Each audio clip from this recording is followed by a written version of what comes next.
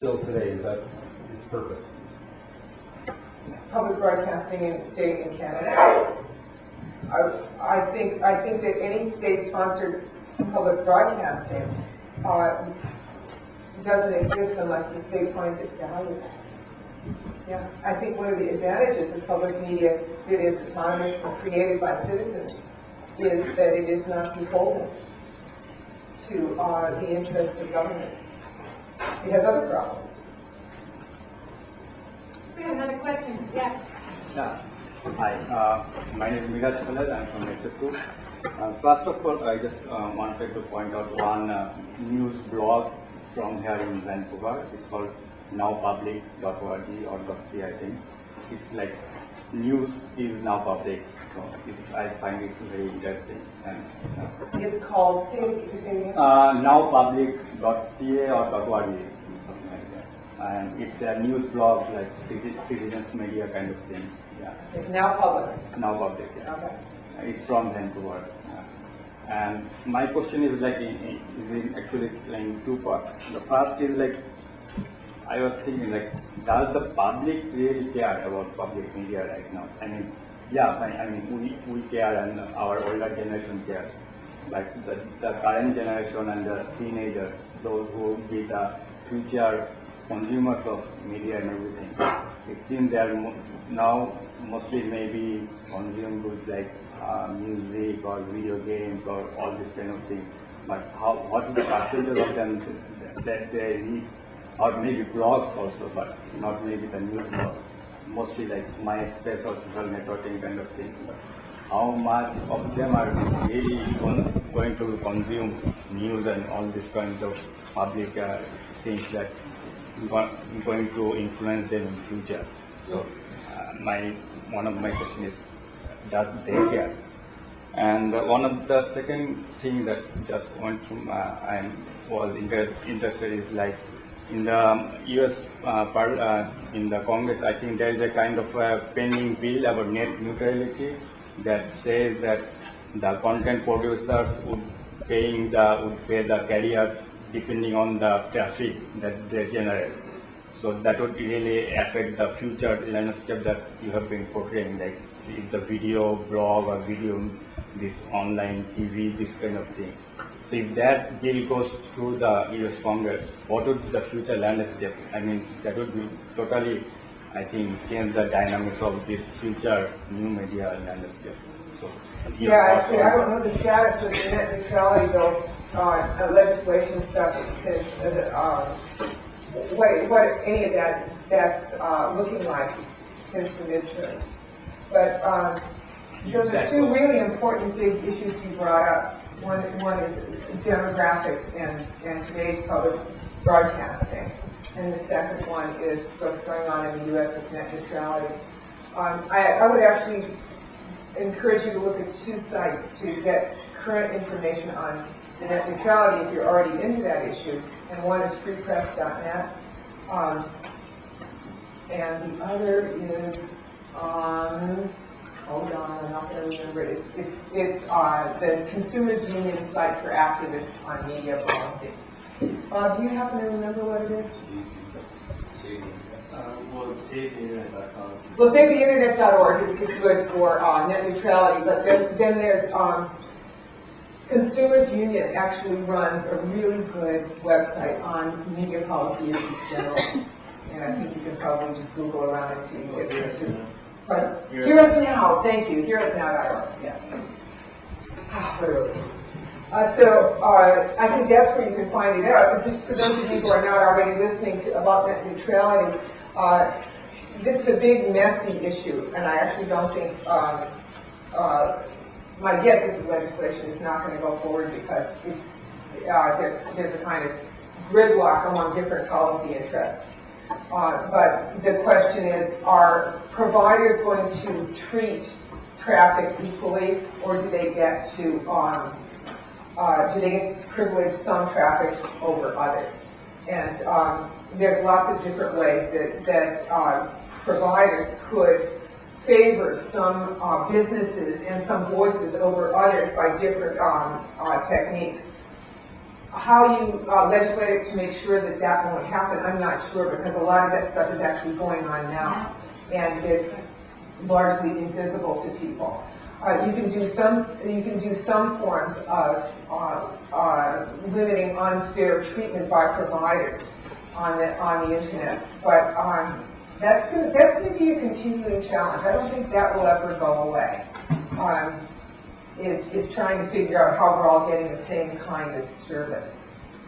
The first question you raised is interesting. It's I'd love to know what the stats are here. In the United States, for an entire generation, the story was that people watched public broadcasting when they were very little until they went to kindergarten.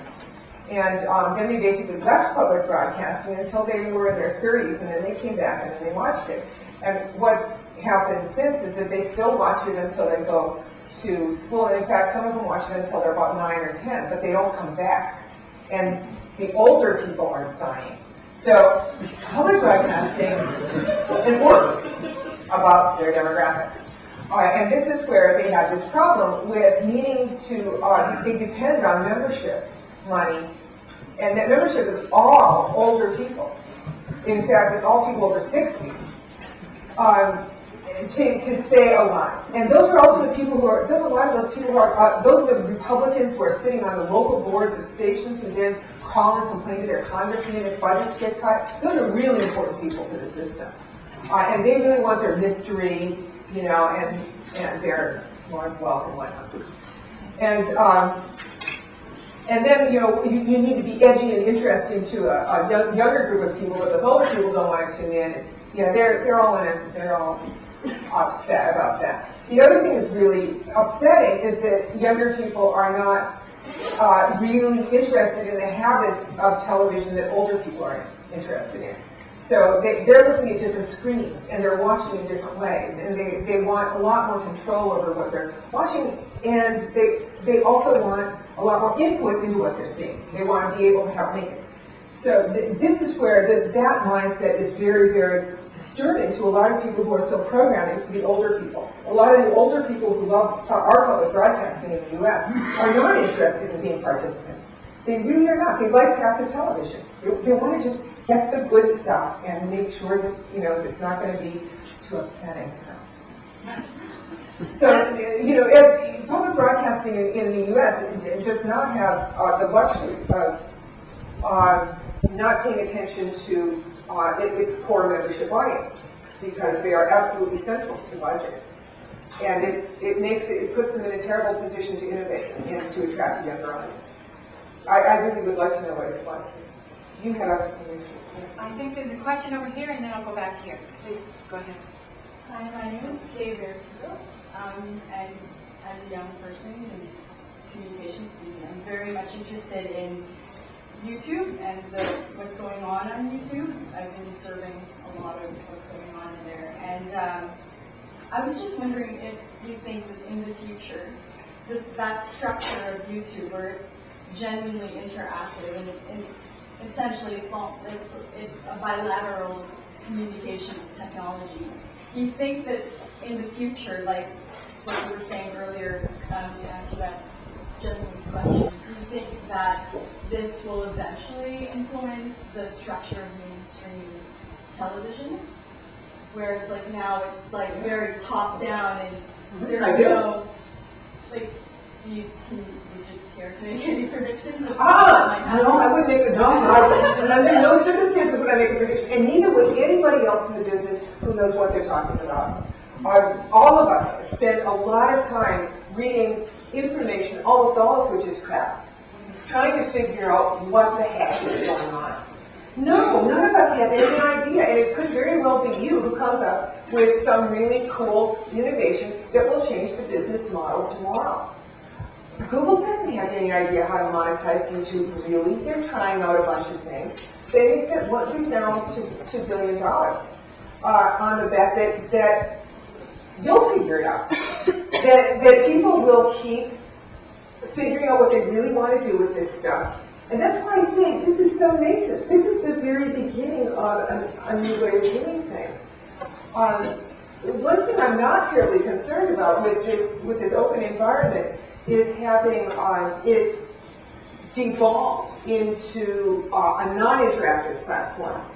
The providers of these services are really aware that the reason people are going to them is because they want to participate in it, not because they want the platform to bring something to them. I was in a meeting with Yahoo people, and it was around rights issues. And they're concerned about this question of whether they might become liable for copyright problems for what people upload. So that was the discussion. And that's not what interests me in this discussion. What I learned in talking to them was that they felt unable to provide information to their own public that was using the service that would be directed in any way about copyright, because they felt the last thing they wanted to do was to establish a relationship with their customers that would be in any way paternalistic or telling them what to do. They knew that was the last thing that people came to Yahoo for, and that they wanted Yahoo to be the customer's friend. So the question was like, how are they going to be from this copyright and still be everybody's friend?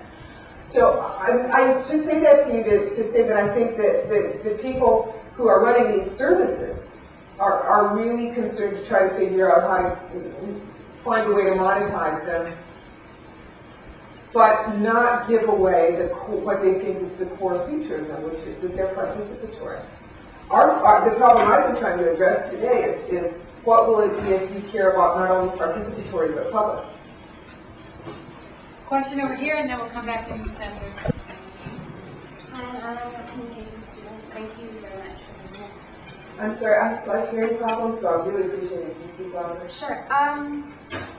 When you talked about Wikipedia, you mentioned that the people who really watchdog it and who are really involved in monitoring it, they really take on the belief of neutrality, and that's kind of what fuels them, and that's that value that they hold. And I was wondering, for One World Net and Second Life, like I haven't been on them, but is there a similar sort of policy or kind of manifesto about neutrality that they use? Or You touched on an issue I think is absolutely fascinating. What are the standards? What's the etiquette? Yeah. What are the ethics in a participatory environment? Right, and Wikipedia doesn't have video, as far as I know, but the other one does. So I wonder if that makes a difference in terms of watchdogging, and in terms of how people communicate. Where one might be more activist and one is more about neutrality. Just wondering what you thought. I think it's like a Pandora's box when you open it, and it's kind of exciting. One World has a completely different approach than Wikipedia. Wikipedia is an encyclopedia, and it was founded with a certain notion of what its value should be. One World has a completely different set of assumptions. Its assumption is that it is an association of partners who all share common values around human rights. And they do actually have a little mission statement that expresses those values.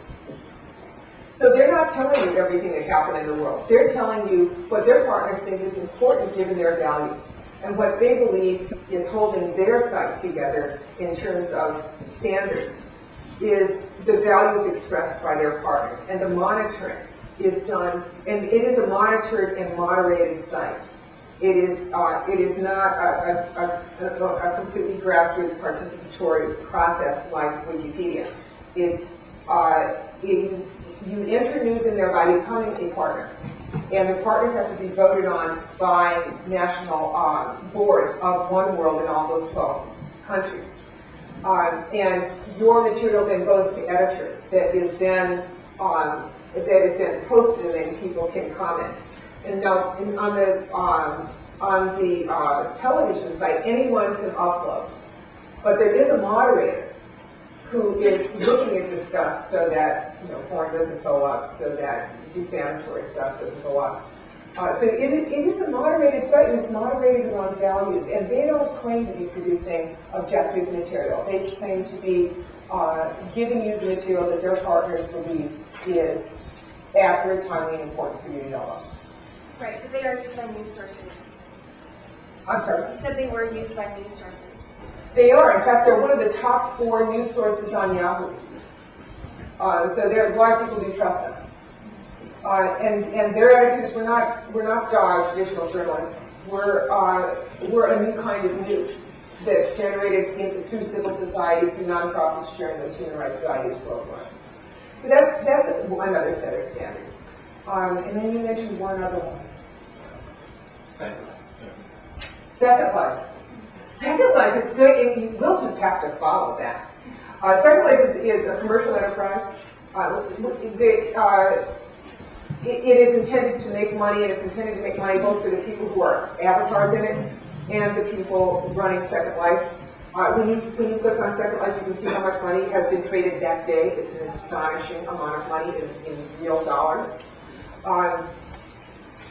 People are generating new virtual products there every day that then go into a virtual marketplace. It's just a breathtaking phenomenon. And it's a whole world that's not evolved.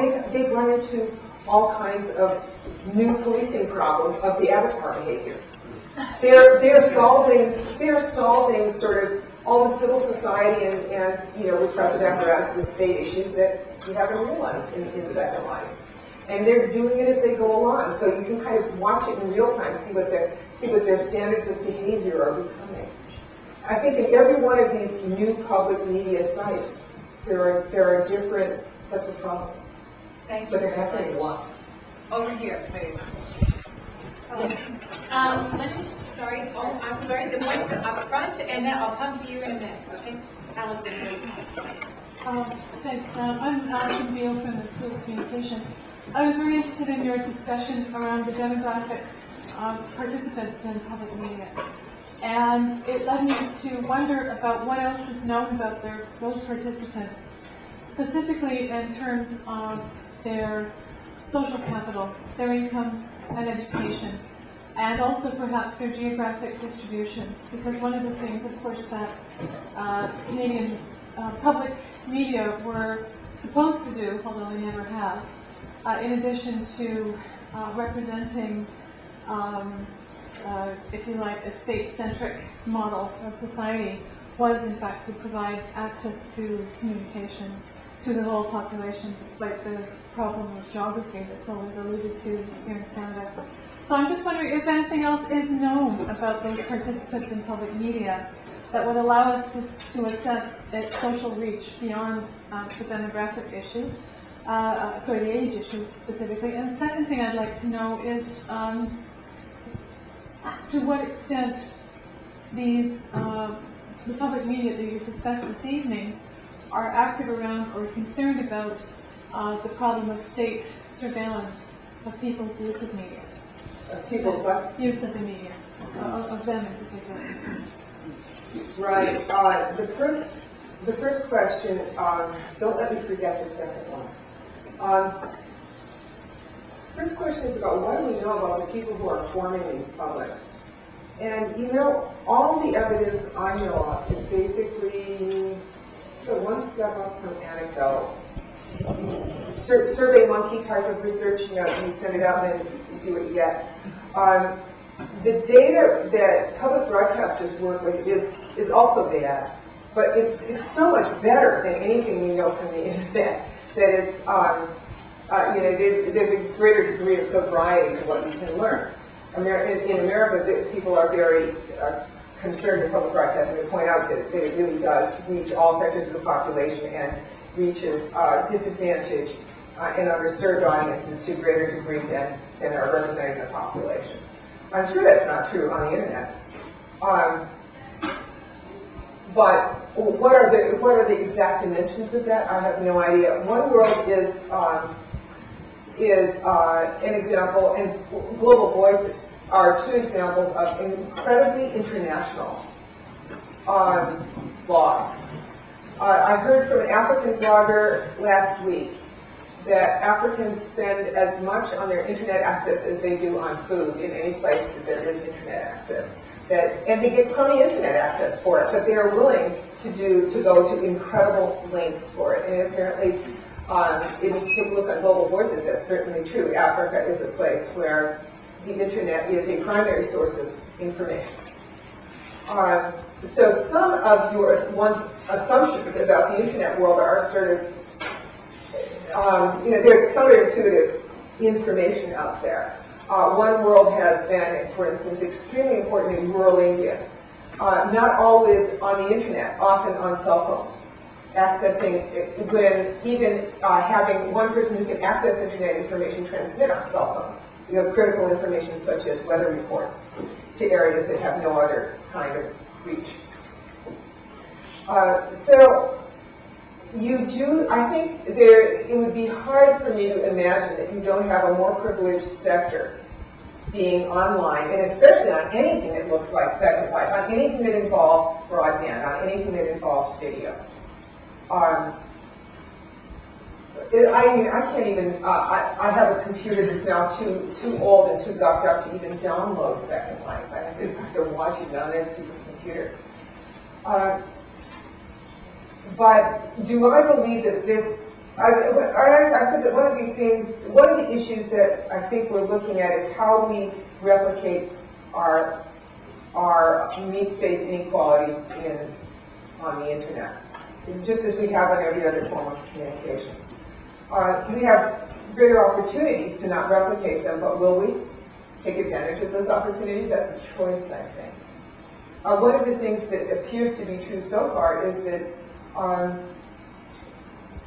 more people who are disadvantaged and who haven't been heard from are using this medium to communicate with other such people and other people who are not like them than have ever been able to use any other form of mass communication.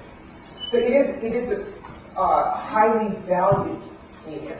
And some studies have been done in the United States on African American populations and school districts that primarily serve African American populations. And you have a great enthusiasm. But you mentioned social capital, and I tend to think of cultural capital. That's a whole other issue. How much are you bringing to the party in the way of expectation about what kind of conversation you're going to have?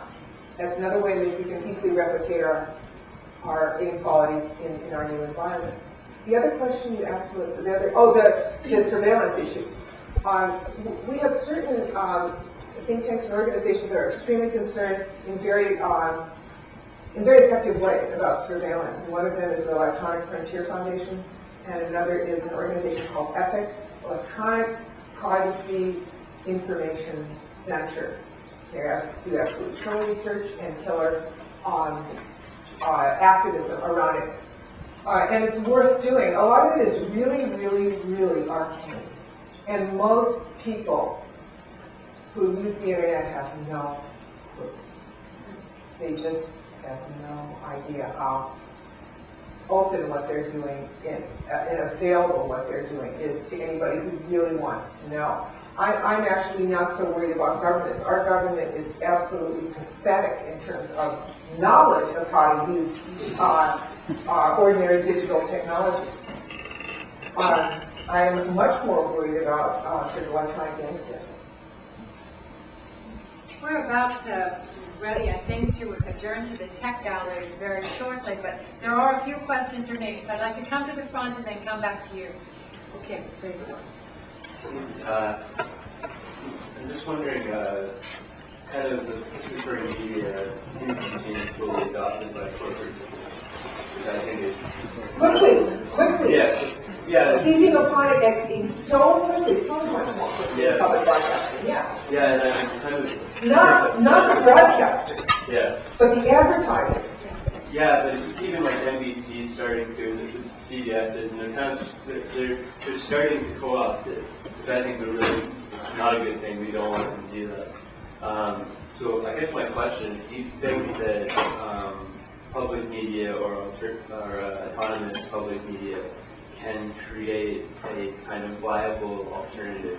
Because so far, they're not. Like most of the participatory media is either commercial or it's being bought out, or it will be. Like now, public is commercial, and MySpace is owned by Fox, and YouTube, Google, Yahoo. Do you think that there can be like a public service viable alternative that's actually popular and not kind of hidden away from? Those are great questions. And I have to say, I'm not worried about corporations buying valuable, useful services and growing them. And there are people I know who really are, think that Google is the new evil. And it may be. I have, but right now, Google is investing in providing services that I think are incredibly valuable. And they're a big corporation, and I'm really happy to have their search engine. So I don't see that they're taking stuff that's being invented by people as public services and then stealing them away or co-opting them. I think YouTube was started by entrepreneurs who wanted to sell it, invested in by VCs, and who made a lot of money when Google bought it, and they're all businesses. On the way, they provided platforms, by using those incentives, they provided platforms for people to be able to create publics, and they have.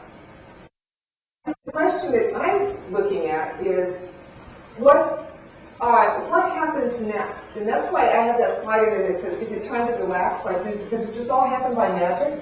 I think there are enormous opportunities here, but I don't think that all of those public behaviors will just grow on their own. I mean, I think the stupid pet tricks behaviors grow quicker.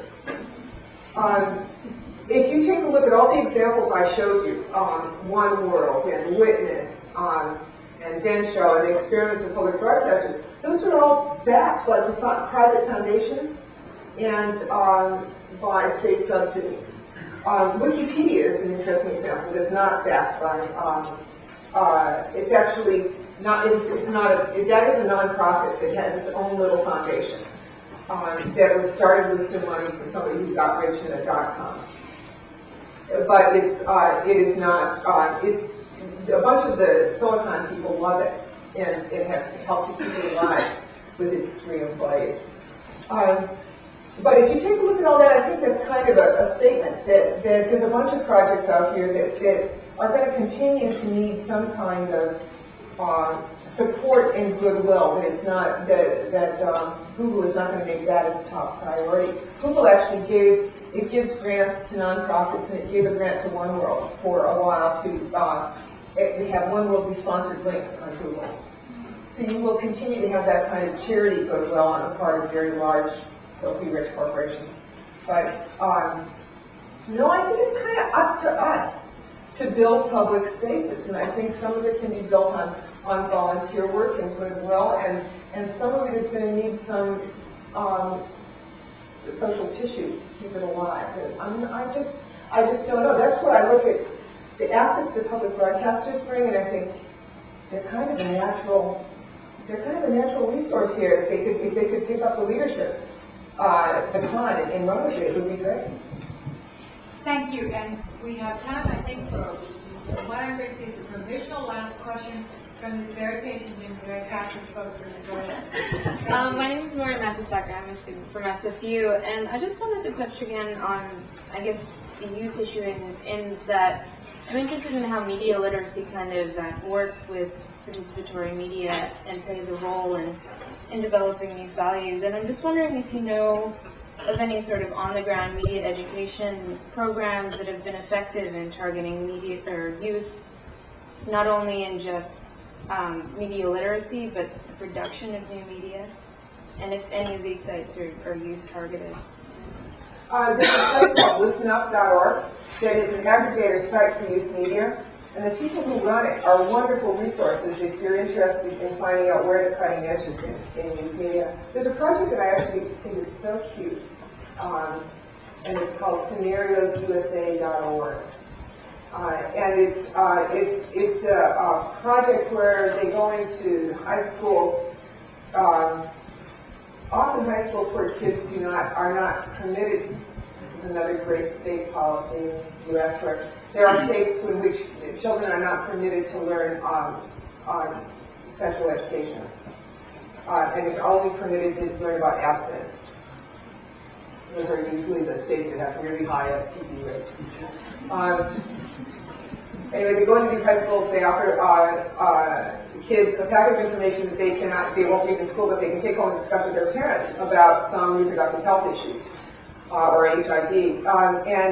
In school, they write screenplays about them. And the screenplays, they select a screenplay that they think is the best. And then Scenarios USA personnel contract with a Hollywood producer to come and direct and make a film about it with the community, with the parents and the children who wrote the scenario, who wrote the screenplay. And then those little movies are then shown in a variety of formats, including being streamed online at scenariosusa.org, and can become part of teacher education materials elsewhere.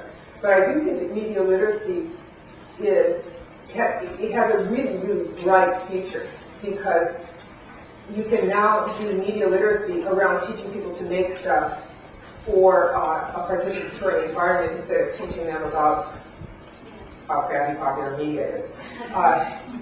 And actually, my Center for Social Media is in a project with MIT to produce media literacy materials for people doing participatory media.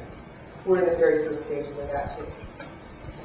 There's also an open source based site called participatoryculture.org. Oh yeah, so really good, thank you for that. And Democracy Player. We showcase Democracy Player. Wonderful. Okay, there's still more people, but maybe we can talk in the reception.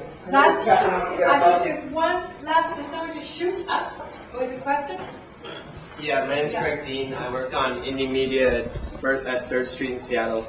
I'm working in co-op movement now. I'm wondering if perhaps we don't have to find collective structures of ownership to be able to maintain public space, or if we're not by not giving ourselves those structures, if we're not dooming ourselves to the marketplace duality of buyer versus seller, oppositional kind of structures of the public versus the private, where the private always winning, essentially, or subjugating for the public to negotiate some kind of place.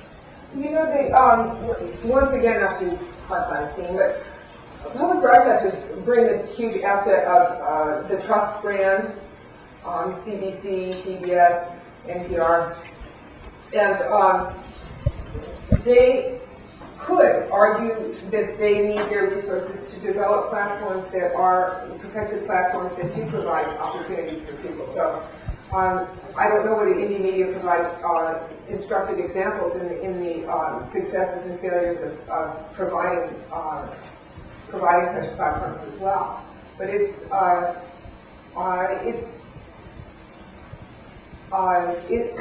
an important feature that there be some stable place for people to go.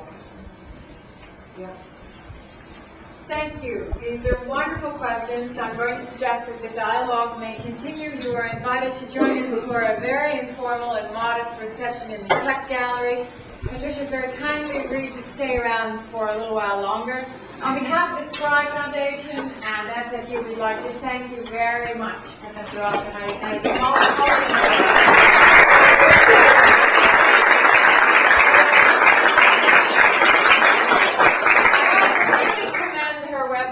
at the Center for Social Media to you. It's all kinds of resources to teach with media literacy, and I know some of you are interested in a range of other things. So please do look it up and join us next door. Thank you.